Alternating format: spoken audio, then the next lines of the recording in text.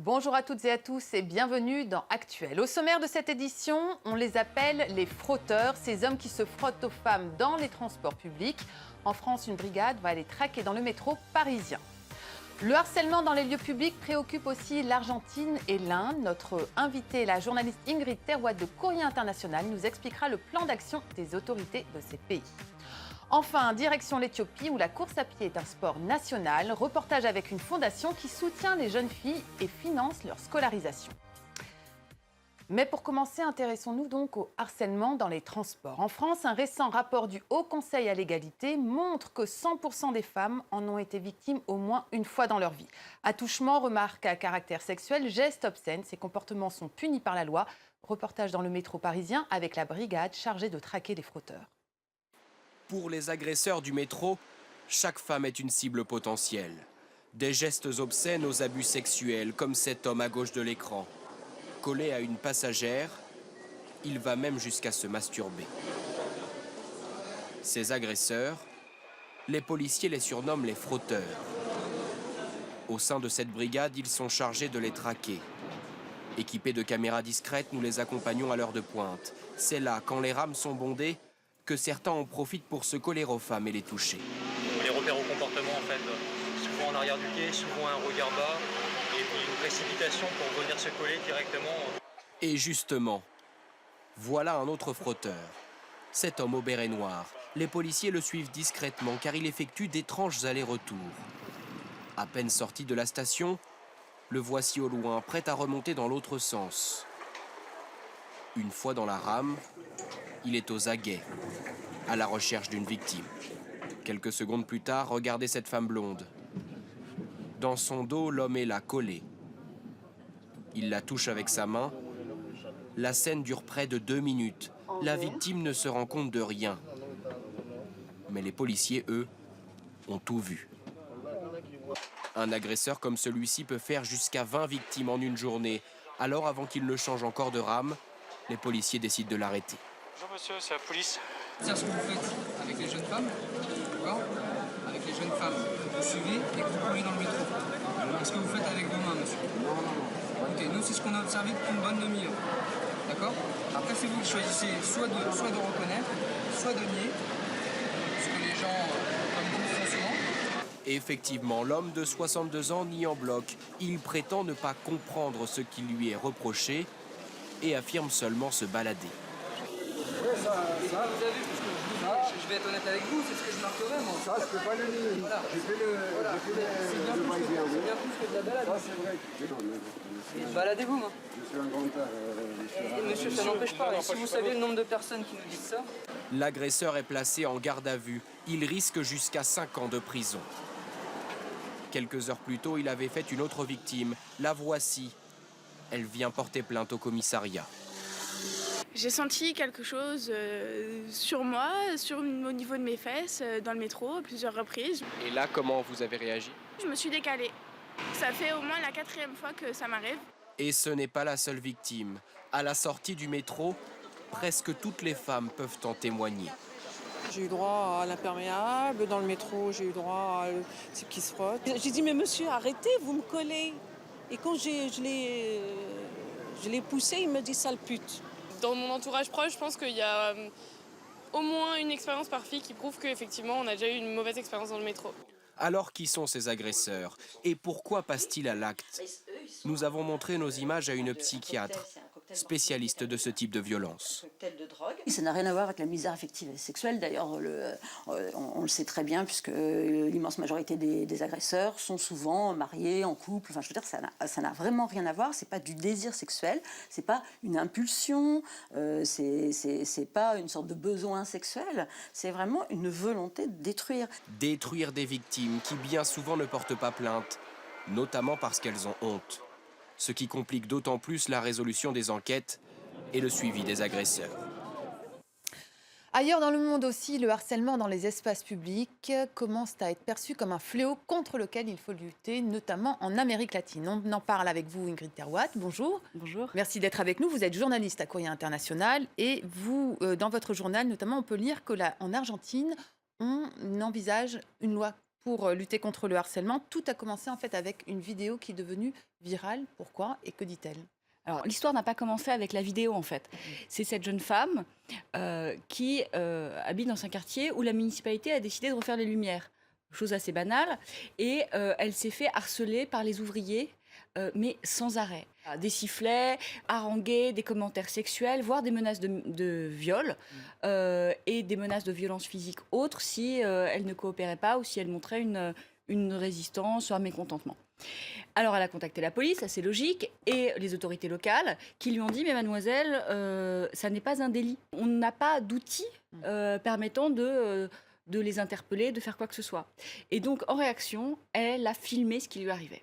Et cette vidéo, en quelques jours, elle a été vue par 1,5 million de personnes. Donc, en soi, déjà, c'est assez important, mais surtout, ça a suscité un énorme débat en Argentine sur le harcèlement de rue, qui est un phénomène mondial en réalité, mais dont on ne parlait pas jusqu'à maintenant en Argentine. Et comme dans bien des pays, y compris la France, jusqu'à très récemment, on trouvait que ça faisait partie d'un espèce de badinage culturel acceptable. Il y a même un mot en Argentine.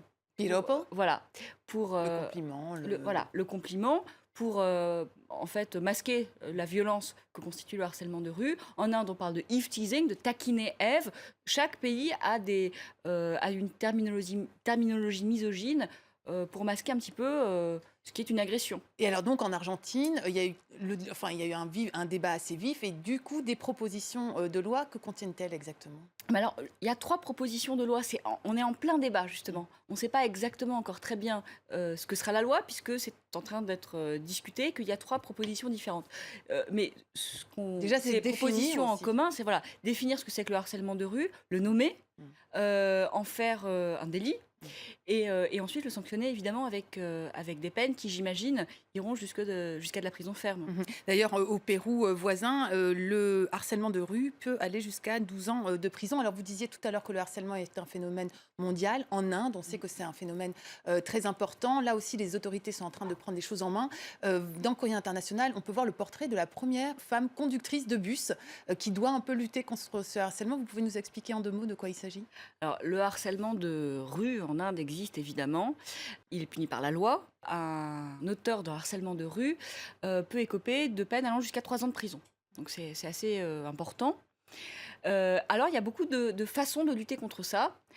Internet, poster des vidéos, utiliser les réseaux sociaux, ça c'est un des moyens. Il y a beaucoup de collectifs en Inde qui se mobilisent pour se réapproprier l'espace public, dire ça n'appartient pas aux hommes, on a le droit d'y être. Non seulement on a le droit d'y être, mais on a le droit d'y être librement et sans entendre des commentaires sur nos corps. Et puis, du point de vue des autorités, parce que c'est la société civile, mais les autorités indiennes mettent en place des brigades de femmes dans la police, par exemple. Et puis, il y a cette conductrice de bus qui vient d'être nommée. C'est une première, c'est un signe très positif, mais bon, c'est la seule. Et je ne sais pas si ça suffit de toutes les façons à résoudre le problème. Il y a aussi beaucoup d'autres choses qui sont mises en place. Par exemple, il y a des wagons séparés dans le métro, comme ça existe au Japon. La ségrégation, ça c'est aussi c'est un problème. C'est un problème, ça peut être un problème. On en reparlera certainement dans d'autres émissions. Pour l'instant, c'est en tout cas fini. Je renvoie nos téléspectateurs à Courrier International pour lire les articles sur le harcèlement dans les transports et dans la rue en Argentine et en Inde. Merci beaucoup Ingrid Terwat d'avoir été avec nous. Je vous propose à présent de partir en Éthiopie à la rencontre de jeunes sportives soutenues par une fondation. Elles peuvent à la fois courir et poursuivre leur scolarité. Un pari sur l'avenir. Réaliser le rêve de jeunes filles grâce à la course à pied, c'est l'objectif de la fondation Girls Gotta Run. En Éthiopie, la course est le sport national. Cette fondation propose à de jeunes filles entre 11 et 15 ans des bourses d'athlétisme. Grâce à cette aide, les filles peuvent poursuivre leur scolarité à l'école Abba Pascal de Sodo dans le sud du pays.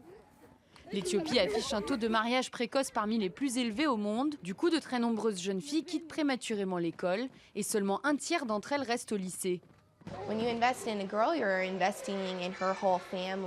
Lorsque vous investissez dans une fille, vous investissez dans toute sa famille, surtout quand elle se développe dans un rôle plus décisionnel, comme une mère ou comme un adulte. En outre, les filles sont touchées par un grand nombre de problématiques sociales qui sont présentes ici, en Éthiopie.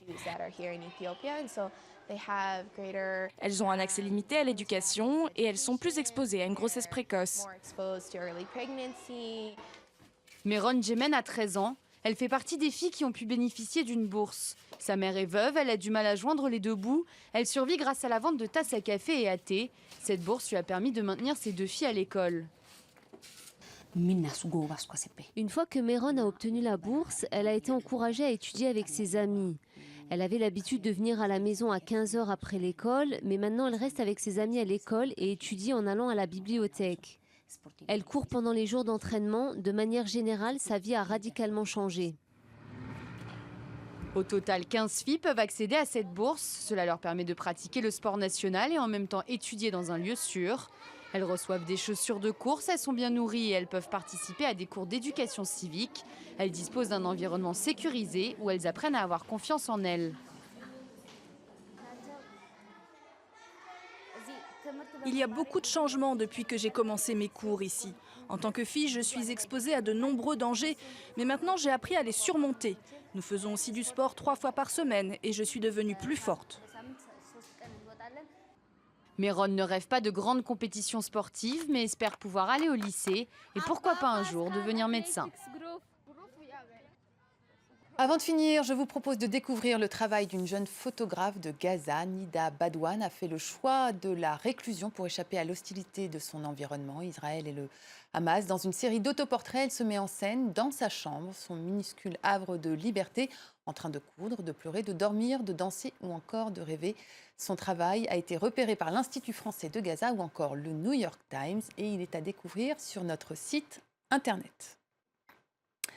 Voilà, c'est la fin de cette émission. Vous pouvez continuer à suivre Actuel sur Facebook, YouTube et Twitter, notamment à Barcelone, où nous couvrirons du 18 au 20 mai prochain la conférence sur les femmes dans l'économie organisée par l'Union pour la Méditerranée. Merci à toutes et à tous d'avoir été avec nous. À très vite sur la toile.